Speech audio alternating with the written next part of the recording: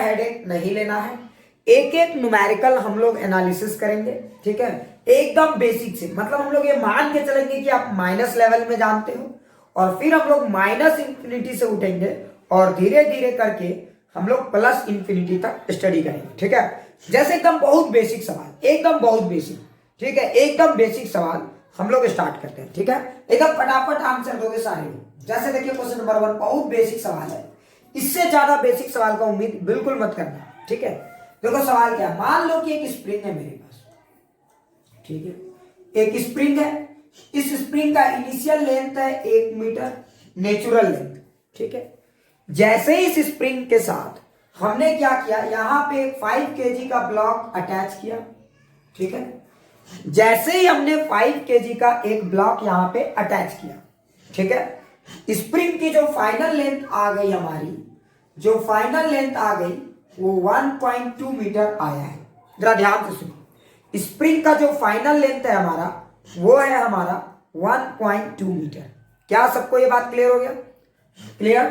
अब आपको बताना है कि इस स्प्रिंग का स्टिफनेस फैक्टर क्या है। चलिए फटाक से बताइए। अब आपको बताना है कि इस स्प्रिंग का स्टिफनेस फैक्टर क्या है।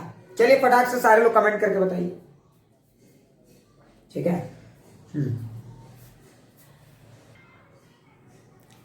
ठीक है, तो चलो अब मुझे लगता है बहुत सारे लोगों ने आंसर दे दिया। बहुत अच्छा, बहुत सिंपल सा सवाल था। अच्छा एक बात बताओ, अगर ये इस ब्लॉक को आप फ्री बॉडी डायग्राम बनाओगे तो देखो इस ब्लॉक में 2 फोर्स लगे हैं, समझ गए? कौन कौन से फोर्स? तो एक नीचे की तरफ 50 है ना, और एक फोर्स स्प्रिंग लगा है। क्यों भाई? क्योंकि स्प्रिंग खींचा है। जरा ध्यान से देखना, स्प्रिंग क्या हुआ है? खींचा है। तो जब स्प्रिंग एक्सटेंड होगा तो वो क्या करेगा, समझ गए? जब स्प्रिंग एक्सटेंड होगा तो वो क्या करेगा, ऊपर की तरफ फोर्स लगाना चाहेगा, है ना। तो स्प्रिंग अपना एक रिस्टोरिंग फोर्स ऊपर की तरफ लगाएगा, तो एक स्प्रिंग भी इसमें फोर्स लगाएगा ब्लॉक में। क्लियर? और अच्छा एक बात बता, स्प्रिंग जो फोर्स लगाएगा, ये वाला फोर्स कौन लगा रहा है? स्प्रिंग लगा रहा है ब्लॉक में। क्यों भाई? क्योंकि स्प्रिंग तो खींच गया। जैसे ही आपने मास को अटैच किया, स्प्रिंग क्या हो गया? खींच गया। तो वो क्या करना चाहेगा, उस ब्लॉक को अपनी तरफ खींचना चाहेगा। क्लियर? अच्छा बताइए, ये जो फोर्स लिखेंगे आप, ये तो आप के लिखोगे, और x के जगह पे क्या लिखोगे? कोई मुझे बता सकता है? यहां पे x के जगह आप क्या लिखोगे? कोई मुझे बता सकता है इस मामले में? यहां पे x के जगह क्या लिखोगे? देखो आप अगर ब्लॉक है खींचोगे तो देखो स्प्रिंग इस ब्लॉक ऊपर खींचना चाहेगा, तो x के जगह 0.2 लिखोगे। बहुत अच्छे। तो यहां पे आप x के जगह 0.2 लिखोगे। बस मुझे लगता है समझ में आ गया। अगर ये इक्विलिब्रियम में है तो बताइए नेट फोर्स कितना होगा? अगर ये इक्विलिब्रियम में है, अगर मान लीजिए फाइनल एक्सटेंडेड लेंथ है अंडर इक्विलिब्रियम, तो नेट फोर्स कितना होगा? 0। और अगर नेट फोर्स 0 होगा तो मैं क्या कहूंगा? जरा फील करना, मैं क्या कहूंगा? अगर नेट फोर्स 0 होगा तो मैं कहूंगा ये वाला फोर्स और ये वाला फोर्स सेम है, तो मैं लिखूंगा k into 0.2 is equal to 50। तो k की वैल्यू आ जाएगी 50 बाई 0.2। जब आप इसको सॉल्व करेंगे तो मुझे लगता है कुछ लोगों ने आंसर दे दिया था, एंड दैट इज 250 न्यूटन पर मीटर। तो इसका मतलब क्या हुआ? जरा ध्यान से सुनो, इस यूनिट को देखो और अच्छे से समझो। देखो तो इसका मतलब ये हुआ कि जब आप 50 न्यूटन का फोर्स लगाओगे, ये 0.2 मीटर खींचा है, तो सोचो 1 मीटर खींचने में कितना फोर्स लगेगा। तो ये बता रहा है कि फॉर 1 मीटर एक्सटेंशन आपको जो फोर्स की जरूरत पड़ेगी वो होगा 250 न्यूटन का। क्या ये सबको क्लियर हो गया? क्या ये सबको क्लियर हो गया? क्या ये सबको अच्छे समझ में आ गया? ठीक है, बहुत अच्छा। चलो एक और सवाल कराता हूं, ठीक है। तो ये क्वेश्चन नंबर 1 क्लियर, मुझे लगता है ये बहुत अच्छे से समझ में आ गया होगा। एक और क्वेश्चन आप देखो, एकदम आराम से देखना।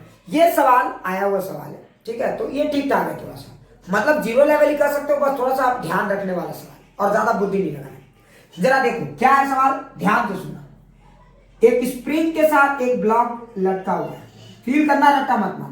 एक स्प्रिंग के साथ एक ब्लॉक लटका हुआ है और ब्लॉक का मास है m1, ठीक है। सारे लोग जरा ध्यान से सुनो। एक स्प्रिंग के साथ एक ब्लॉक लटका हुआ है और ब्लॉक का मास है m1। क्लियर? सबको समझ में आ गया सवाल क्या है? सारे लोग सवाल को अच्छे से देखो। क्लियर?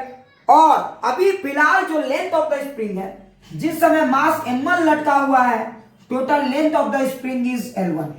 अच्छे से सुनिए, total length of the spring is L1।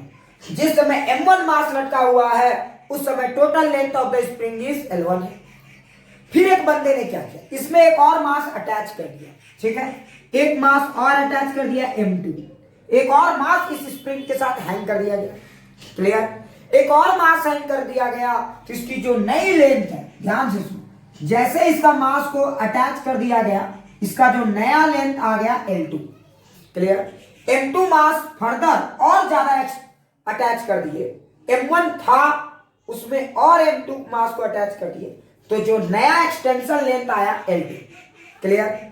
तो आपको बताना है कि इस स्प्रिंग का स्टीफनेस फैक्टर क्या है। सवाल सबको समझ में आ गया? आपको बताना है कि इस स्प्रिंग का स्टीफनेस फैक्टर क्या है, क्लियर। चलिए बताइए। हमारा कॉन्फिडेंस कह रहा है कि यही होगा। बहुत अच्छे रितेश। चलो इस सवाल को थोड़ा सा एनालाइज करते हैं, ठीक है। जिनका बना बहुत अच्छा, नहीं बना और भी अच्छा।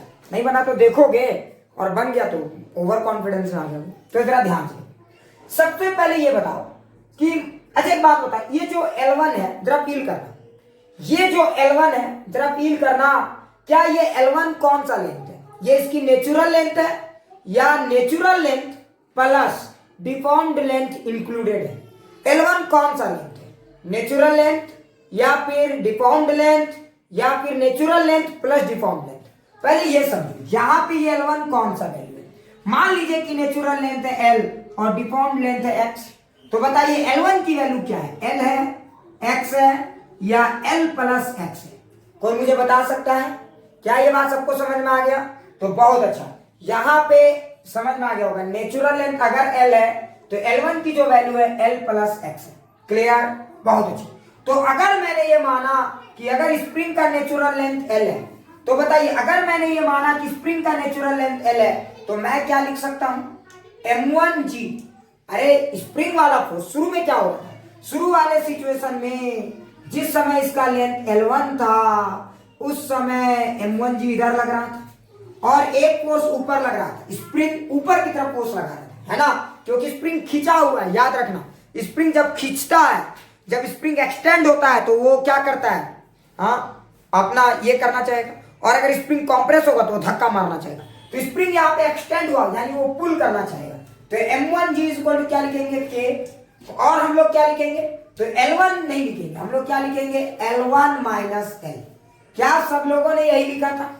क्या सारे लोगों ने यही किया था? क्या सब लोगों ने यही किया था? M1G is equal to K L1 minus L, जिसमें हमारा L क्या है? समझ गए होगे, natural length of the spring है, क्लियर। ये हमने मान लिया, कोई बात नहीं। अब आगे सोचिए क्या हुआ, अब आगे सोचिए क्या हुआ। जैसे ही मैंने फील करना, जैसे ही मैंने एक और मास लटका दिया, अब नेट फोर्स जो ब्लॉक पे लगेगा नीचे की तरफ, अब दोनों को मिला के बात करेंगे हम लोग, तो जो फोर्स लगेगा नीचे की तरफ वो लगेगा M1 प्लस M2G। क्या ये बात सबको समझ में आ गया? वो कौन सा फोर्स लगेगा? M1 प्लस M2G नीचे की तरफ लगेगा, एक फोर्स ऊपर की तरफ लगेगा, वो फोर्स कौन सा लगेगा? तो अब आप समझ गए होंगे। तो यहां पे आप लिखोगे M1 प्लस M2G, क्लियर, और यहां पे क्या लिखोगे? K। और बताओ यहां पे क्या लिखोगे? अब देखो एक बात और सोचो, टोटल लेंथ तो चेंज हो गई, तो डिफॉर्म्ड लेंथ नया आएगा। तो ये पुराना वाला डिफॉर्म्ड लेंथ था, मान लो ये X1 था, तो नया वाला डिफॉर्म्ड लेंथ क्या होगा? X। अच्छा, वो जो नया वाला लेंथ होगा वो कैसे निकालेंगे? अगर टोटल लेंथ नया वाला है L2, तो नया वाला डिफॉर्म्ड लेंथ क्या होगा? L2 माइनस L, है ना, L2 माइनस L। और पुराना वाला डिफॉर्म्ड लेंथ क्या होगा? L1 minus L। तो यहां पे आप लिखोगे L2 माइनस L। क्या ये सबको फील आ गया? क्या ये सबको फील आ गया? एक बार प्लीज ईमानदारी से बताइए, क्या ये सबको फील आ गया? ये अच्छे से समझ में आ गया? अगर कहीं पर भी किसी को डाउट है तो पूछो। अब देखो यहाँ पे आपको सारा डेटा दिया हुआ है, अब आपको यहाँ पे K निकालना है, ठीक है। तो L को हटाना है और K को निकालना है। अब आप जैसे कैलकुलेट करो कर सकते हो, ये आपके ऊपर है। तो चलिए मैं इसको थोड़ा सा कैलकुलेट कर देता हूँ क्योंकि समझ ही रहोगे, ठीक है। तो क्या ये बात सबको समझ में आ गया? तो देखो अगर आप इन दोनों को कैलकुलेट करो तो देखो ऊपर, हाँ इसको एक्सटेंड कर दो ऊपर वाले को। देखो M1G इक्वल टू क्या लिखेंगे? KL1 minus KL। और नीचे वाले को क्या लिखेंगे? M1G plus M2G is equal to क्या लिखेंगे? KL2 minus KL। क्या ये सही है? देखो अब मुझे KL को हटाना है तो माइनस करो, दिस माइनस दिस करो या दिस माइनस दिस करो, जो करना है करो। तो मैं इसको इसमें माइनस कर दूंगा, ठीक है। तो मैंने क्या किया, इसको इसमें माइनस कर दिया। तो देखो m1g plus m2g minus m1g, यहां बचेगा m2g, और यहां पे क्या बचेगा KL2 माइनस KL, फिर यहां देखो तो यहां ये माइनस प्लस हो जाएगा, तो यहां पे बचेगा KL2 माइनस L1। क्या ये सबको फील आ गया? क्या ये सबको फील आ गया? तो देखो K की वैल्यू कितनी आएगी, तो K की वैल्यू आएगी m2g by L2 minus L1। कितने लोगों का ये सही है? K की जो वैल्यू आएगी वो हमारी आएगी m2g by L2 minus L1। क्या ये सबको समझ में आ गया? तो ये हमारा K का वैल्यू आएगा। पूरा क्लियर हो गया सबको? पूरा क्लियर हो गया कैसे बनाते हैं? किसले ईशानी, तुम लोग को पूरा क्लियर हो गया? तुम लोगों ने कहां गलती किया अब समझ में आया? याद रखना, अगर टोटल लेंथ दिया हुआ है, अगर याद रखना वो टोटल लेंथ दिया हुआ है तो कभी कंफ्यूज नहीं करना है, वो बेटा इंक्लूडेड है natural length plus deform length. Clear? ऐसा मत सोच लेना कि अरे ये जो L1 है ये तो बेटा KL1 is equal to M1g, ना, KL1 is equal to M1g नहीं है। याद रखना KX में जो X होता है वो कौन सी लेंथ होती है? Deform length. क्लियर? क्या ये सबको फील आ गया? एक बार प्लीज सारे लोग मार्किंग करो, फटाक से मार्किंग करो। ठीक है, तो चलो एक और अच्छा सवाल कराता हूं मैं, एकदम ध्यान से देखना, थोड़ा सा फील आ जाए तो अच्छी बात है, और नहीं आए तो और भी अच्छी बात है, फिर से समझेंगे उसमें क्या। तो चलो एक अच्छा सा सवाल कराता हूं। बहुत सारे बेसिक सवाल कर लिए, जितना कराना था मैंने करा दिया। थोड़ा सा अब ऊपर की तरफ बढ़ते हैं, थोड़ा सा देखो सवाल क्या, जरा ध्यान से सुनो। ये देखो एक इस तरह का स्प्रिंग है, समझ में आया, और यहाँ पे एक रस्सी भी है। ठीक है, समझ गए होगे मैं क्या कहना चाह रहा हूं। तो देखो यहाँ पे स्प्रिंग के साथ ये रस्सी बना हुआ है, एक टाइप से ये बना हुआ है, और अब क्या है ये देखो, तुमने देखा होगा रस्सी की लेंथ कुछ थोड़ा सा ज्यादा है और स्प्रिंग की लेंथ कुछ कम है। तो मान लेता हूं मैं आपको समझाने के लिए, मैं एक एग्जांपल लेकर बताता हूं, जरा प्लीज आराम से समझना सवाल। मान लीजिए कि ये हमारा एक स्प्रिंग है, फील करेंगे सारे लोग, और स्प्रिंग का लेंथ है हमारा, प्यारे बच्चों जरा ध्यान से सुनना, स्प्रिंग का लेंथ है, नेचुरल लेंथ है 1 मीटर। स्प्रिंग की नेचुरल लेंथ कितनी है? 1 मीटर।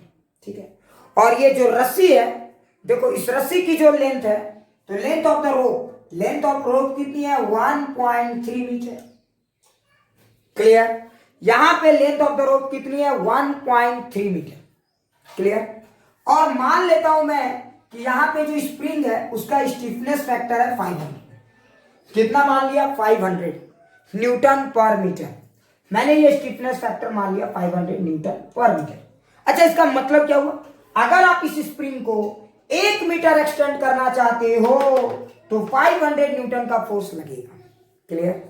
लेकिन यहां पे गेम में ट्विस्ट आने वाला है। देखो अब मैंने क्या किया, यहां से तो सब कुछ ठीक है, उसके बाद मैंने क्या किया, यहां से एक रस्सी लिया और अंदर ही अंदर बांध दिया। देखो यहाँ पे जो रोप है और वो स्प्रिंग के साथ ही अटैच है, समझ में आ रहा है? वो स्प्रिंग के इस एंड से लेकर इस एंड तक अटैच है। क्या सबको ये बातें समझ में आ गई?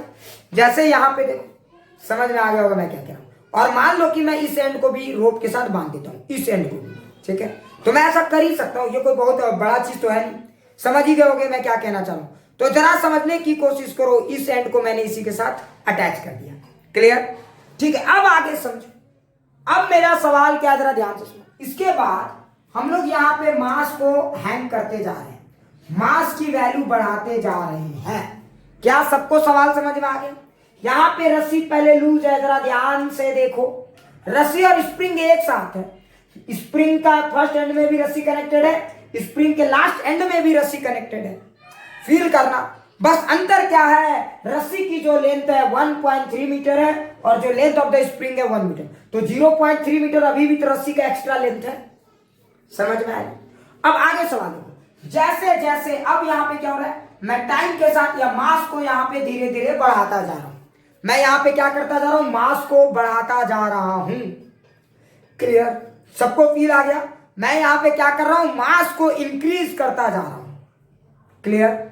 मेरा सवाल आपसे ये है, जरा ध्यान से सुना, जैसे जैसे मैं मास को बढ़ाऊंगा, ठीक है, फील करना, जैसे जैसे मैं मास को बढ़ाऊंगा तो समझ में आ रहा है, स्प्रिंग पे लगने वाला रिस्टोरिंग फोर्स वर्सेस मास कर्व बनाइए। ठीक है, कौन सा कर्व बनाना है आपको? क्या फील आ गया? आपको स्प्रिंग फोर्स वर्सेस मास का ग्राफ बनाना है। स्प्रिंग फोर्स वर्सेस मास का ग्राफ कैसा होगा ये आपको ड्रॉ करना है। क्या सबको समझ में आ गया? जैसे जैसे मास बढ़ाते जाएंगे स्प्रिंग फोर्स वर्सेस मास का ग्राफ ड्रॉ करना है। और इतना ही नहीं, आपको एक और ग्राफ ड्रॉ करना है। क्लियर? मास वर्सेस टेंशन कर्व ड्रॉ करना है। टेंशन कहने का मतलब किसका? रोप का टेंशन। क्लियर? ये बात सबको समझ में आ गया? चलिए अब ग्राफ ड्रॉ करना शुरू कीजिए। चलिए समय शुरू होता है अब। ठीक है, चलो इस एग्जाम्पल को फील करने के लिए हमारे पास समझ में आ रहा है ना, एक छोटा सा सेटअप है। थोड़ा सा देखते हैं क्या है। देखो ये हमारा स्प्रिंग और इसके अंदर हमारा रस्सी है ना। मतलब एक बात बता, रस्सी के पास अभी फिलहाल इतना लेंथ एक्सटेंड होने का मौका है। अच्छा एक बात बता, अब क्या होगा जरा देखते हैं जब हम यहाँ पे मास को हैंड करना शुरू करेंगे। देखते हैं, एक एक करके चेक करते चल जाते हैं। ठीक है, कोई जरूरी तो नहीं हमारे पास वैसा कुछ मास है, लेकिन एक काम करते हैं, मेरा फोर्स ही मास की तरह काम करेगा। मैं नीचे में देखो इसको धीरे धीरे बढ़ाता जाऊंगा, देखते हैं क्या होता है। मान लो कि हमारा मास 1 kg है, तो 1 kg का फोर्स, तो देखो स्प्रिंग थोड़ा सा खींचेगा। अभी बताओ सारा फोर्स कौन झेल रहा है? अभी बताओ सारा फोर्स कौन झेल रहा है, स्प्रिंग या रोप? अरे एस या रोप? तो अभी सारा फोर्स कौन झेल रहा है? स्प्रिंग। बहुत अच्छे। अच्छा मान लो मैंने मास को थोड़ा और बढ़ाया, अभी सारा फोर्स कौन झेल रहा है? अभी फिलहाल बताओ अभी कौन? स्प्रिंग। मान लो मैंने और बढ़ाया, अभी फोर्स कौन झेल रहा है? अभी भी स्प्रिंग। लेकिन देखो अब बताओ, अब मैं बढ़ाता जा रहा हूं लेकिन अब स्प्रिंग, देखो अब मैं बढ़ाता जा रहा हूं, अब देखो अब इसका लेंथ बढ़ रहा है या नहीं? अब बताओ अब मैं फोर्स बढ़ाऊंगा, क्या अब स्प्रिंग की लेंथ बढ़ेगी या नहीं? मैं बढ़ाता जा रहा हूं, सही में बढ़ा रहा हूं। अब क्या लेंथ बढ़ेगी या नहीं? नहीं बढ़ेगी। अब बताओ सारा फोर्स कौन झेल रहा है, स्प्रिंग या रोप? अब बताओ सारा फोर्स कौन झेल रहा है? रोप। यहीं पे फंस गए बेटा, ये कौवा तोता उड़ चल रहा है। यहाँ पे दोनों लोग मिलकर अब सारे फोर्स झेल रहे हैं। अरे स्प्रिंग अपने हिस्से का फोर्स झेल रहा है और स्प्रिंग के बाद जितना एक्स्ट्रा फोर्स है अब कौन झेल रहा है? रोप झेल रहा है। क्या ये बात सबको समझ में आ गई? क्या ये बात सबको समझ में आ गई? तो बताइए रोप तनाव कब महसूस करेगा? तो रोप तनाव तब महसूस करेगा। अच्छा बताओ रोप अपनी जिंदगी में तनाव कब से महसूस करना शुरू करेगा? रोप जिंदगी में तनाव कब से महसूस करना शुरू करेगा? फटाक से बताइए। रोप तनाव तब से महसूस करना शुरू करेगा जब लेंथ ऑफ द रोप और लेंथ ऑफ द स्प्रिंग बराबर हो जाए, total length of the rope. उसके बाद क्या होगा? अच्छा एक बात बताओ स्प्रिंग इस एग्जांपल में बताओ स्प्रिंग फर्दर कितना अलाउड है मूव करने के लिए? यहाँ पे बताओ स्प्रिंग फर्दर कितना अलाउड है मूव करने के लिए? इस एग्जांपल में बताइए स्प्रिंग कितना अलाउड है मूव करने के लिए? 0.3 मीटर। मतलब कि जब तक स्प्रिंग 0.3 मीटर अटेन नहीं कर लेता तब तक सारा फोर्स कौन झेलेगा? तब तक 0.3 मीटर एक्स्ट्रा अटेन नहीं कर लेता तब तक सारा फोर्स कौन झेलेगा? फटाक से बताइए। तब तक सारा फोर्स स्प्रिंग झेलेगा। क्यों भैया? समझ गए होंगे। मान लो अगर आपने मास अटकाया, मान लो अगर आपने मास अटकाया और स्प्रिंग का लेंथ हो गया 1.1 मीटर, अभी भी रोप क्या है? लूज है, तो टेंशन 0 और अब स्प्रिंग अभी चल रहा है। मान लो आपने मास थोड़ा और बढ़ा दिया, वो लेंथ हो गया 1.2 मीटर, अभी भी सारा फोर्स कौन झेल रहा है? स्प्रिंग झेल रहा है। मान लो मास आपने कर दिया 1.3 मीटर, बताइए सॉरी मास कुछ और अटैक बढ़ा दिया, लेंथ ऑफ द स्प्रिंग हो गई 1.3 मीटर, अभी भी सारा फोर्स कौन झेल रहा है? स्प्रिंग। लेकिन जैसे ही सोचो आप और मास बढ़ा दोगे, क्या स्प्रिंग की लेंथ में चेंज आएगा? क्या स्प्रिंग की लेंथ में चेंज आएगा? नहीं आया। क्या ये बात सबको समझ में आया? अगर स्प्रिंग का लेंथ में चेंज नहीं आएगा मतलब देखो अप्लाइड फोर्स तो आपने बढ़ाया लेकिन स्प्रिंग का रिस्टोरिंग फोर्स नहीं बढ़ा। इससे एक बात तो समझ में आता है, एक बात तो समझ में आता है कि रिस्टोरिंग फोर्स का अप्लाइड फोर्स के साथ कोई रिश्ता नहीं है। तो फिर रिस्टोरिंग, तो जरा ध्यान से सुनना, उसके बाद तो आपने फोर्स लगाया लेकिन वो फोर्स स्प्रिंग में और बदलाव नहीं कर पा रहा है क्योंकि रोप स्प्रिंग को और चेंज होने नहीं दे रहा। बोला भैया बस तू 1.3 मीटर तक हो गया, तुमको जितना तनाव झेलना था तुमने झेल लिया, अब मेरी बारी है। क्या ये बात सबको समझ में आए? और अब वही तनाव एक्स्ट्रा जो फोर्सेस हैं वो कौन झेलेगा? रोप झेलेगा। क्या ये सबको फील आ गया? क्या ये सबको फील आ गया? प्लीज एक बार ईमानदारी से बताइए, क्या ये सबको फील आ गया? अच्छा इस गेम के हिसाब से बताइए कब तक इस गेम के हिसाब से बताइए कब तक स्प्रिंग सारा तनाव झेलेगा, कितने मास तक स्प्रिंग 100% झेलेगा, कितने मास तक स्प्रिंग 100% झेलेगा, फटाक से बताइए कितना मास तक स्प्रिंग 100% झेलेगा, कोई मुझे बता सकता है? तो अप टू 15 केजी, बहुत अच्छे, शानदार, अप टू 15 केजी। अगर आप 15 केजी मास तक हैंग करेंगे तो स्प्रिंग कितना झेलेगा, समझ में आ रहा है ना? तो अप टू 15 केजी, जरा बोलो कैसे? एक बात बताओ, मैं मास कितना पर रखूं कि स्प्रिंग का लेंथ हो जाए 1.3 मीटर, तो बताइए, तब आप लिखोगे mg is equal to k into x. Clear? तो देखते हैं मास कितना आएगा। तो m के जगह m, g के जगह 10, k के जगह 500 और x की वैल्यू 0.3। समझ में आया कि नहीं आया?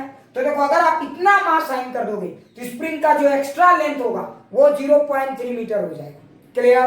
तो अब जरा देखो, मास जो आएगा ये कैंसल और ये 15 केजी, मतलब up to 15 kg, up to 15 kg. समझ में आ रहा है? मतलब आप 1 केजी रखोगे स्प्रिंग थोड़ा खींचेगा, 2 केजी रखोगे थोड़ा खींचेगा, 3 4 5 6 7 8 9 10 11 12 13 14 15 केजी तक स्प्रिंग खींचता चला जाएगा। यानी कि अप टू 15 केजी। समझ में आ रहा है? ये फोर्स जैसे जैसे मास बढ़ेगा, समझ में आ रहा है, ये फोर्स भी बढ़ता जाएगा। क्या ये सबको क्लियर हो गया? तो अप टू 15 केजी ये बढ़ता जाएगा। क्या ये सबको क्लियर हो गया?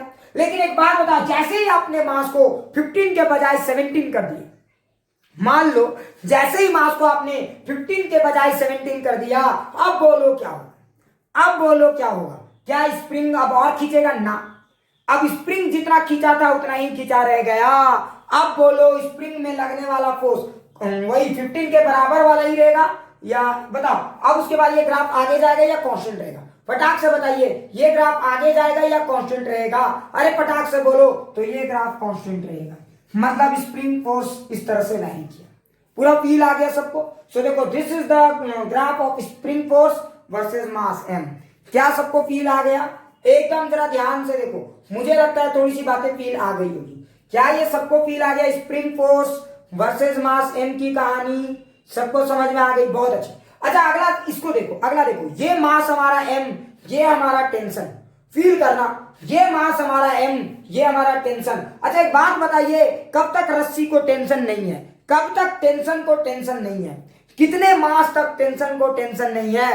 तो अप टू 15 केजी टेंशन को कोई टेंशन नहीं है। तो अप टू 15 केजी टेंशन की वैल्यू 0 होगी, अप टू 15 केजी टेंशन की वैल्यू 0 होगी। जैसे ही उसके बाद आप मास बढ़ाओगे टेंशन की वैल्यू बढ़ती जाएगी। क्या ये बात सबको समझ में आ गया? क्या ये ग्राफ अच्छे से फील आ गया? क्या ये ग्राफ एकदम अच्छे से फील आ गया? किसी को भी डाउट है तो पूछो, किसी को भी डाउट है तो पूछो। क्या ये सबको फील आ गया? क्या ये ग्राफ, ये सिचुएशन सबको फील आ गया? एकदम ईमानदारी से बताओ, क्या ये ग्राफ, ये सिचुएशन सबको फील आ गया? अच्छा अगर फील आ गया तो एक छोटा सा डेटा देता हूं, फटाक से आंसर बताना, मैं समझ जाऊंगा कि आपको फील आ गया। मार्किंग का जरूरत ही नहीं होगा, ठीक है? हाँ तो जरा ध्यान दीजिए, मिटा दूं या स्क्रीनशॉट ले लोगे? मिटा दूं या स्क्रीनशॉट ले लोगे? फटाक से बोलो। नहीं सर मिटा दीजिए, ठीक है मैं मिटा देता हूं। चलो अब मैं एक छोटा सा सवाल इसी डेटा पर पूछता हूं, इसी डेटा पर देखते हैं आप कितना फटाफट आंसर, जितना फटाफट आंसर दोगे मतलब मैं समझ जाऊंगा कि आपको समझ में आ गया। बस जितना जल्दी आंसर दोगे टाइम बचाओगे अपना, ठीक है? देखिए मान लीजिए अगर मैंने मास रखा 10 केजी, फटाक से बताइए स्प्रिंग फोर्स और टेंशन कितना होगा? स्प्रिंग फोर्स की वैल्यू कितनी होगी? फटाक से कमेंट करिए। अगर मास मैंने रखा 10 केजी तो स्प्रिंग फोर्स कितनी होगी? फटाक से बताइए। अगर मैंने मास रखा 10 केजी तो स्प्रिंग फोर्स कितनी होगी? 100। बहुत अच्छे। और टेंशन 100। और टेंशन कितनी होगी? टेंशन कितनी होगी? स्प्रिंग फोर्स और टेंशन, देखिए दोनों वैल्यू को लिखना है, को कॉमा देके लिख दीजिएगा, पहले स्प्रिंग कॉमा टेंशन वाली वैल्यू। क्या सबको समझ में आ रहा है? तो स्प्रिंग फोर्स 100 होगी और टेंशन की वैल्यू 0। बहुत अच्छी, सबको समझ में आ गया? क्या ये सबको फील आ गया? क्या ये सबको फील आ गया? अगला एक और सवाल फटाक से, अगर मैंने मास रखा 20 केजी, फटाक से बताइए स्प्रिंग फोर्स कितना होगा, टेंशन कितना होगा? फटाक से बताइए। अगर मैंने मास रखा 20 केजी, स्प्रिंग फोर्स कितना होगा और टेंशन कितना होगा? बहुत अच्छे, शानदार। क्या ये सबको अच्छे से समझ में आ गया? तो अगर मैंने मास रखा 20 केजी तो स्प्रिंग फोर्स होगा 150 और टेंशन होगा 50। क्या ये एकदम क्लियर हो गया सबको? क्या ये एकदम क्लियर हो गया? प्लीज एक बार सारे लोग यस सर बताइए। क्लियर? बहुत